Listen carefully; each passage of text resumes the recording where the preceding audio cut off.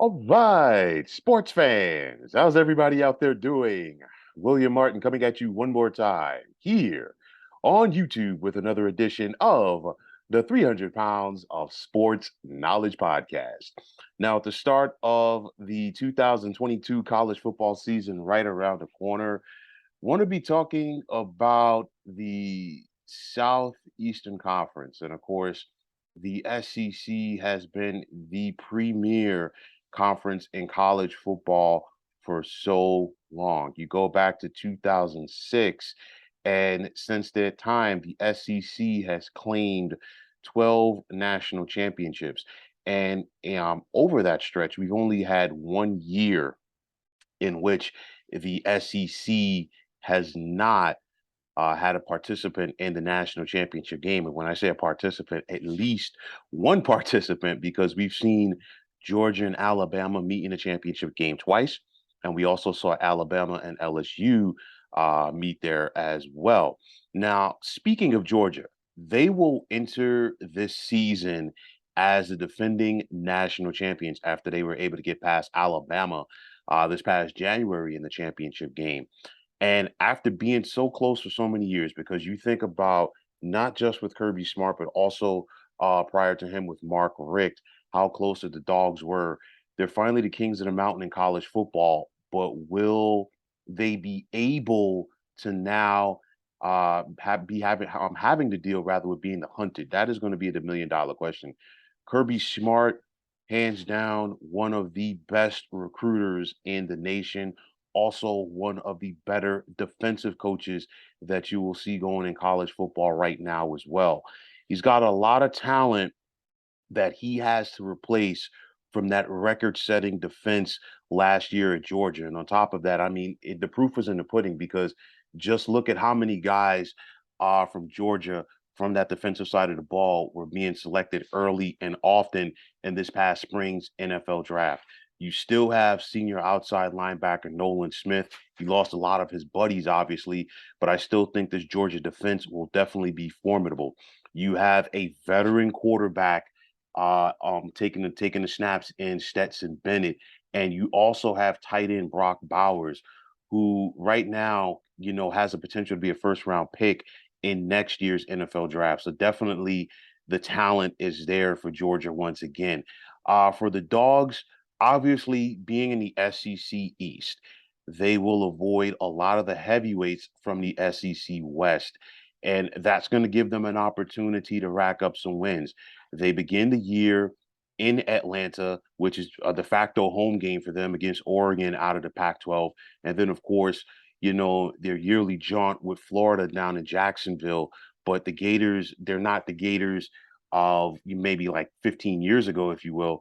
So nonetheless, this is a situation where Georgia is definitely once again primed to be a contender, not only in the SEC, but also on the national scene as well.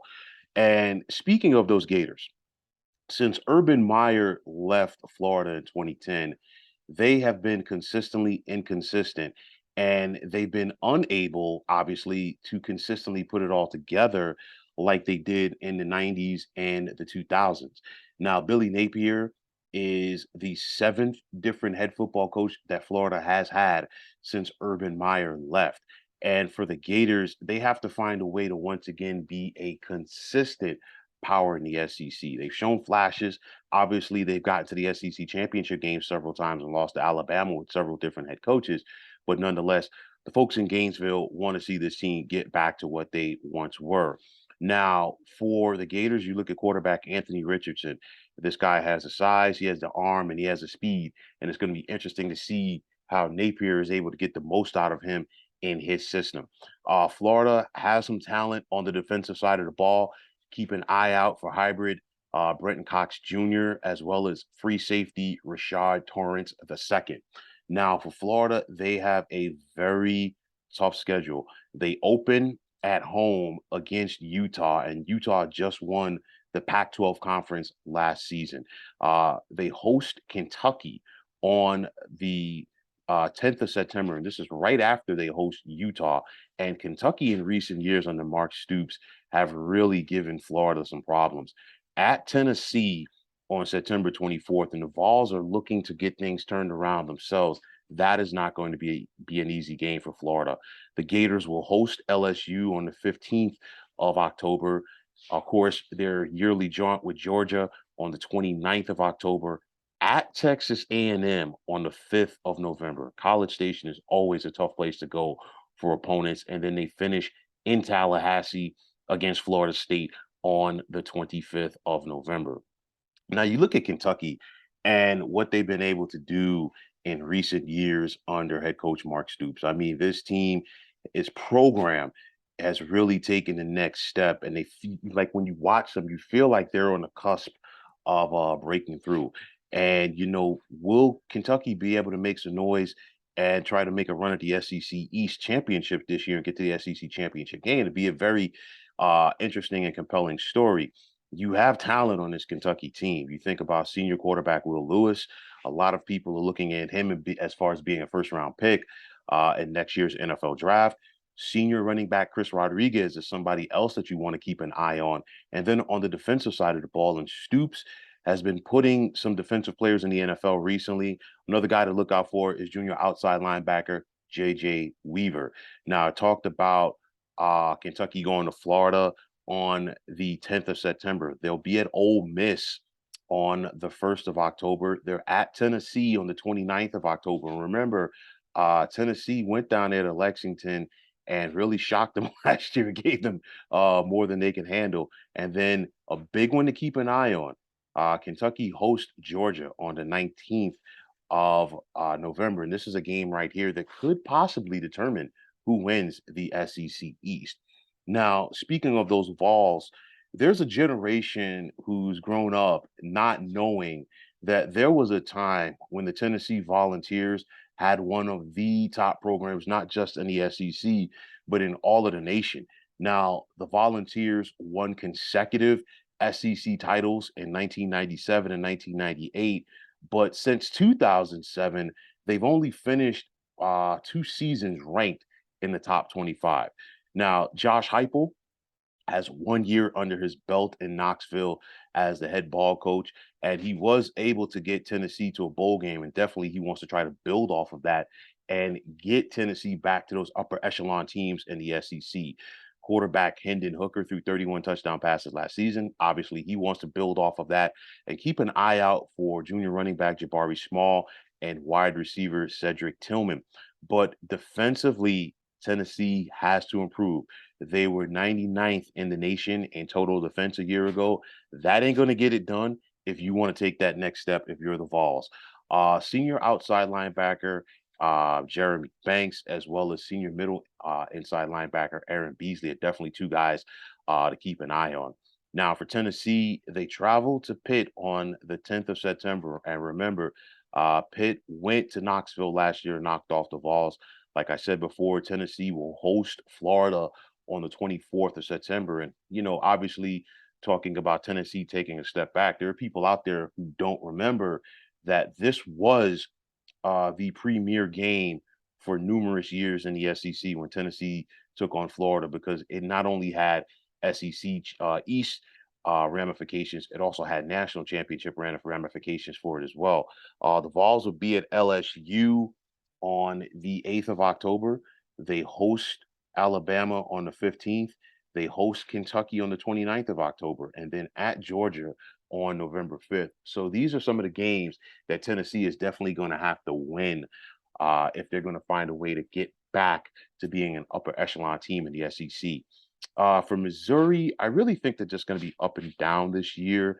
The same could be said for South Carolina. I know that there's some optimism with Spencer Rattler transferring a quarterback from Oklahoma, but we got to wait and see, what type of impact he's going to have for Shane Beamer and the Gamecocks. And then Vanderbilt, I think Vanderbilt is just going to be bringing up the rear, if you will, in the SEC East. Now, moving along to the West and that gauntlet that you have over there, to me, you have several teams that, they could really make a push at the national championship. But the problem is, it's just the fact that they beat up on each other.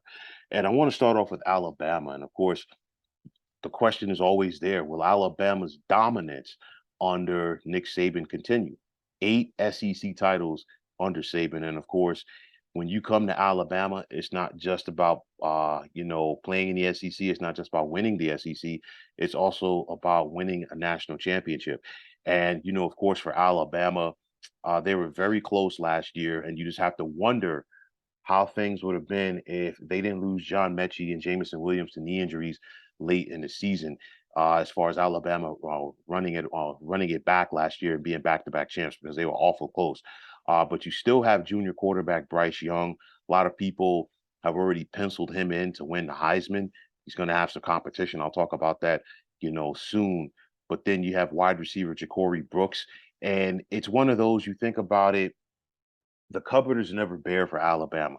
It's speed, speed, and more speed at the wide receiver position. And you just look at the guys that Nick Saban has recently put into the NFL at that position. And I think Ja'Cory Brooks has an opportunity to add his name to that growing list as well.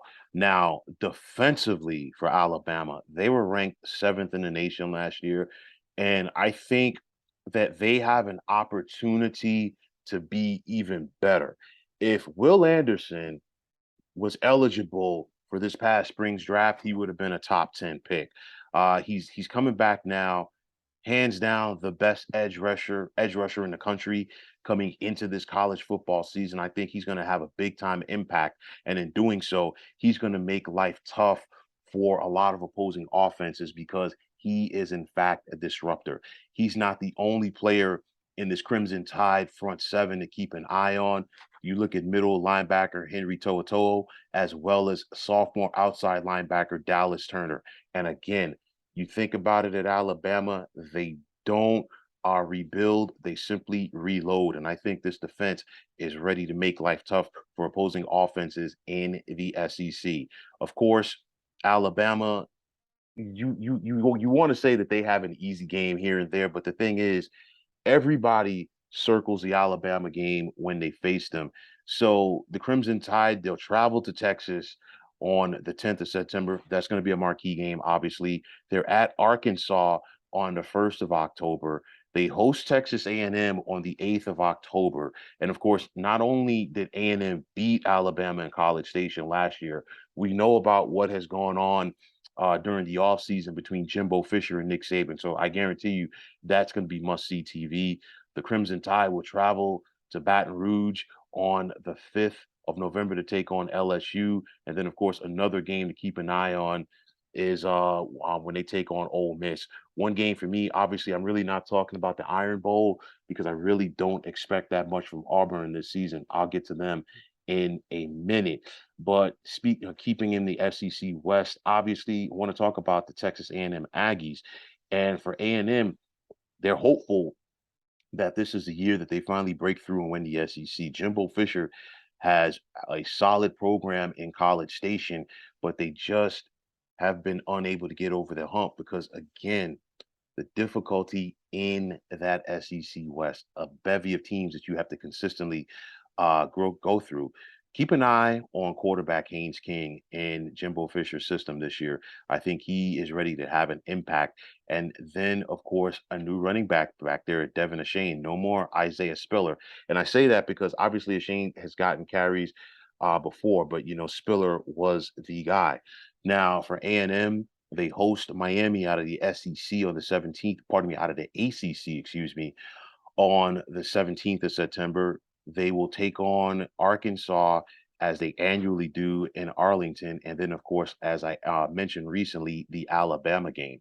And speaking of Arkansas, it did not take Sam Pittman that long to turn things around in Fayetteville, as the Hogs had their best season in 2021 in a decade. But what will they be able to do for an encore? Because I feel like, and this is no disrespect to Arkansas, but I feel like they snuck up on some people last year. And in doing so, when people are a little bit more ready and prep for you, if you will, what can you do to answer that call, if you will?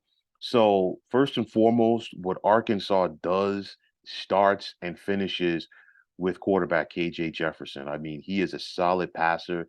He is a tremendous runner with the football. And at the end of the day, he's an overall athlete. And I look at Arkansas's schedule, very interesting. They begin the year by hosting Cincinnati out of the American. And of course, the Bearcats, lost some talent, but you also have to remember this team did make the college football playoff last year and they went undefeated through the regular season. I talked about the Texas A&M game on the 24th of September. Arkansas will host Alabama on the 1st of October. That is a huge game. Arkansas's at BYU on the 15th of October. They're at Auburn on the 29th of October. They host LSU on the 12th of November. And then, of course, the Egg Bowl. Pardon me, I'm thinking about Mississippi State. Please forgive me on that one. But they will host Ole Miss on the 19th of November. And speaking of Ole Miss, the Rebels and Lane Kiffin are looking to build off of last year's 10-win season. You have a new quarterback in Jackson Dart, the USC transfer, and let's see how he is able to transition from the Pac-12 to the SEC. Another player for the Rebels to keep an eye on is definitely going to be defensive end Cedric Johnson. And speaking of Ole Miss's schedule, they will host Kentucky on the 1st of October. They host Auburn on the 15th. They're at LSU on the 22nd of October, at Texas A&M on the 29th. They're home for Alabama on the 12th of November, at Arkansas on the 19th. And finally, I can say this, the Egg Bowl against Mississippi State on Thanksgiving weekend. And speaking of those Bulldogs out of Mississippi State, there's plenty of excitement for this program in Starkville under head coach Mike Leach. You look at quarterback Will Rogers, he could sling that football all around the field, and he will be protected by a very veteran offensive line that is full of seniors and juniors. Now, defensively, you really don't think about defensive football with Mike Leach, but he does have some players to keep an eye on, and I'm talking about linebackers Nathaniel Watson and Jet Johnson. But for these Bulldogs, they host Memphis on the 3rd of September. They're at LSU on the 17th of September. And remember, a couple of years ago, Mississippi State got things started off that season by going to LSU and upsetting them when they were the defending national champions. The Bulldogs will host Texas A&M on the 1st of October. They host Arkansas on the 8th. They're at Kentucky on the 15th of October and at Alabama on the 22nd. So that's a tough month right there for Mississippi State. Uh, Mississippi State will then host Auburn on the 5th of November. They host Georgia on the 12th of November, and then they're at Ole Miss in the Egg Bowl. And you talk about these Auburn Tigers. Last year started off strong, but it did not finish that way as they ended the year on a 5-game losing streak, and they have to find a way to get back. Now, for Brian Harsin, the seat cannot be hotter than it already is for him right now with War Eagle. Now, no more Bo Nix at quarterback as he transferred to Oregon, and it's going to be TJ Finley, the LSU transfer, taking the snaps for the Tigers. Junior running back Tank Bigsby has to have a big impact for this Auburn offense. And then I look at defensive end Derek Hall. What can he do to lead this Tigers defense?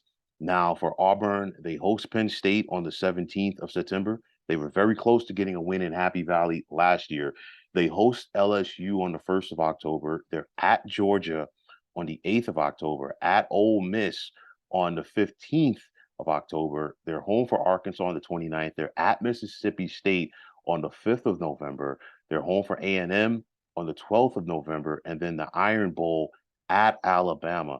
So if you're Auburn, this is a very tough slate of games as they have to try to find a way to survive in the SEC West. And finally, those Bayou Bengals, and I'm talking about the LSU Tigers, as the Brian Kelly era in Baton Rouge has officially begun. Now, of course, what happens when you get a new head coach? You have a lot of incoming transfers and a lot of outgoing transfers. So one player to keep an eye on is going to be former Arizona State quarterback Jaden Daniels, as this is another Pac-12 player who is heading east. Junior wide receiver Kayshon Boutte. This is a guy, obviously, he came to LSU with expectations. You know, you think about not only what the Tigers have done in recent years at the DB position, but also the wide receivers that they put into the NFL. And of course, Butte wants to add his name to that legacy as well. Defensively, keep an eye on defensive end BJ Ojulari. And for LSU, very interesting schedule. They're at they will take on Florida State on the 4th of September at the Superdome. They host Mississippi State on the 17th of September. They're at Auburn on the 1st of October. They're at Florida on the 15th. They're home for Ole Miss on the 22nd of October.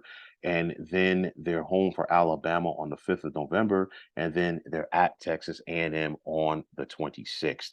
So the way I see the SEC, looking at the East, I think it comes down to Georgia and Kentucky, and I'm going to give the edge, not even a slight edge. I'm going to give the edge to the Bulldogs on that with experience and also talent and coaching to get past Kentucky in the East. I think that Kentucky is a good team, but it's just that Georgia is ahead of them in that aspect.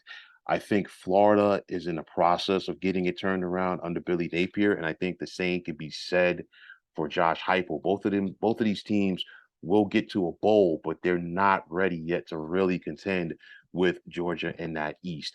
I think the SEC West comes down to Alabama and Texas A&M, and I think when these two teams meet in Tuscaloosa, that's going to be the de facto SEC West championship game. Arkansas is good, but they're not A&M and Alabama good right now. Ole Miss will take a step back from what they were last year, but they're still a quality team. Mississippi State, they're going to be exciting. And then I look at Auburn and LSU. For me, with LSU, obviously this is a transition period under Brian Kelly, so it's going to take a little time for them to get their footing under him, vice versa. And then for Auburn, I just think, it's going to be tough for Brian Harsin to survive. You have a very difficult schedule, and then everything that went on during this offseason. And at the end of the day, I'm not sure that he makes it to being Auburn's head football coach going into the 2023 college football season. So when it's all said and done, I see Georgia and Alabama meeting once again in Atlanta for the SEC championship. And just like it was last year, I think that Alabama is going to win another SEC crown. So, folks, that is going to wrap it up. And as always, I want to take this time out to thank you for tuning into the 300 Pounds of Sports Knowledge podcast here on YouTube. I want to take this time out to thank all of you fine folks out there for tuning in. And if you have not already, please feel free to subscribe to this channel. Now, if you're on Twitter, please feel free to follow me at 300 Pounds of Sports. And like I always say, if you follow me, it'll be my pleasure to follow you right back. There's also the sports discussion group on Facebook at the Sports Depot 365. You can check it out. Drop a line and be a part of one of the better sports debating sites going on social media. So once again, fine folks, my name is William Martin. I am signing off, saying take care and have yourselves a wonderful day.